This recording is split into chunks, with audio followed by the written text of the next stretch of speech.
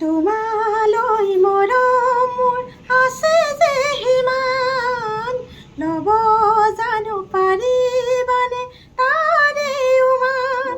তুমি সোণ হিয়াৰে দাপোন, তুমি সোণ তুমি মোৰ বুকুৰে আপোন। মানে গীতটো সঁচাকৈ গাই খুব ভাল লাগিছে। মই পোনপ্ৰথমে অসমবাসী ৰাইজলৈ মোৰ ইয়াৰ পৰা মৰম যাচিছোঁ, নতুন বছৰ শুভেচ্ছা জনাইছোঁ।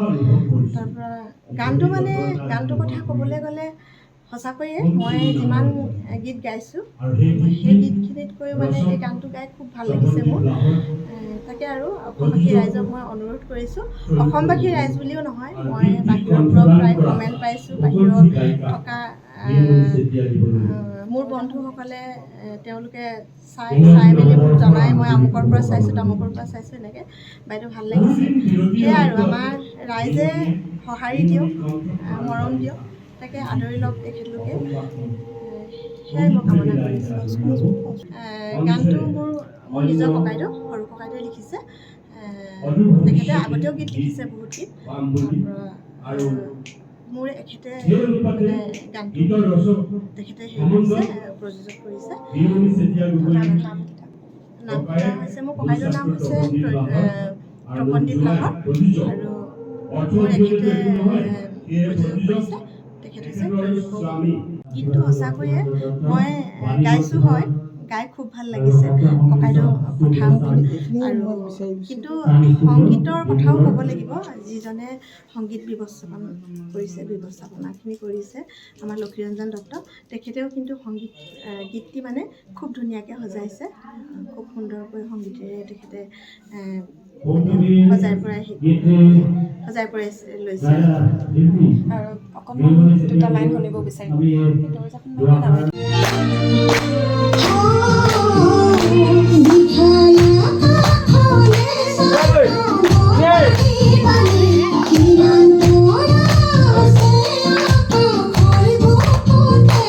আজি অতি ভাল লাগিছে।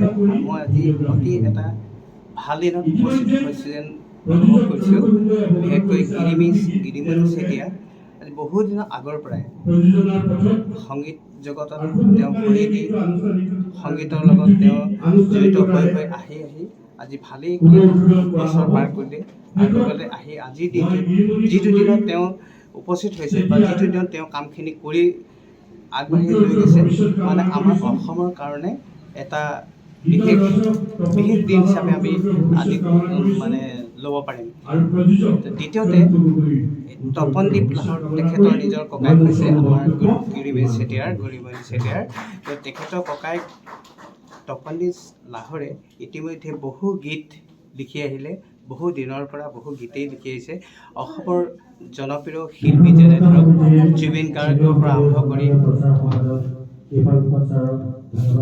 জুবিন গাৰ্গে গাইছে, আৰু অনুপম শইকীয়া, বিপিন চাওডাংকে আদি কৰি ভালেকেইজন শিল্পীয়ে ইতিমধ্যে অসমৰ নাম কৰিছে। এইবিলাক সীমান্ত শেখৰতো আমি প্ৰথমেই নাম ল'ব লাগিব। সীমান্ত শেখৰ যেতিয়া ডিব্ৰুগড়ত যেতিয়া ইউনিভাৰ্চিটি পঢ়ি আছিল, সেই সময়তে তেওঁ উৰুঙা মন নামৰ এখন কেছেট কৰিছিল।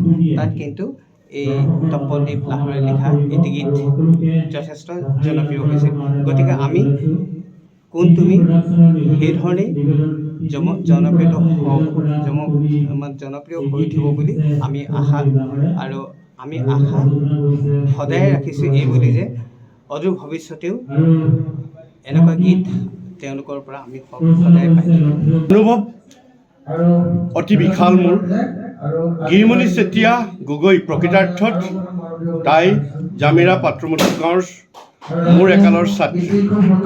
এটা সময়ত তেওঁৰ দেশপ্ৰেমমূলক গীত গাই গোটেই দৰ্শক শ্ৰোতাৰ হৃদয় জয় কৰা সেই গিৰিমণি চেতিয়া প্ৰায় 20 বছৰ অন্তৰ্ধানৰ অন্তত আজি অসমবাসীলৈ যিটো বিহুসুৰীয়া গীত উপহাৰ হিচাপে দিলে, তাত মই অত্যন্ত আনন্দিত হৈছোঁ। আৰু গীতটি হ'ল সোণ তুমি।